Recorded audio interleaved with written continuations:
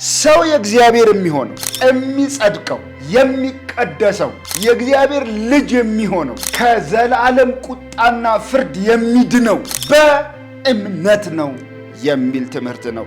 እምነት ብቻ የሚለው ትምህርት ደህንነት የእግዚአብሔርን ልጅ በማመን የሚገኝ ነው።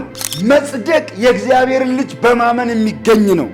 ከእግዚአብሔር ፍርድ ነፃ መውጣት የእግዚአብሔርን ልጅ በማመን የሚገኝ ነው። ደህንነት የሰው ሥራ ውጤት ሳይሆን የእግዚአብሔር የእንዲያው ስጦታ ነው ወይም ጸጋ ነው ብሎ ማመን ነው። በሕግ ሥራ ሰው አይጸድቅም። ስለዚህ ጽድቅ በምንድን ነው? በእምነት ነው። በቀኙ የተሰቀለውን ወንበዴ ታስታውሱት እንደሆን በምንድን ነው የዳነው? እሱ በእምነት ነው። ወዲያውኑ ሰዎች ሁሉ ሲረግሙት አየና ምን አለ ኢየሱስን? በመንግስት በመጣኝ ጊዜ ንጉሥ ነው ብሎ አመነው ማለት ነው ኢየሱስን። እኛ የሚገባንን ተቀብለናል፣ ይህ ግን ምንም ጥፋት የለበትም ማለት። ስለዚህ በመንግስት በመጣ ጊዜ አስበኝ ሲል ምንድን ነው ያለው ኢየሱስ? ዛሬ ማታ ከኔ ጋር በገነት ትሆናለህ። በምን ጸደቀ? በሰርቶ ነው?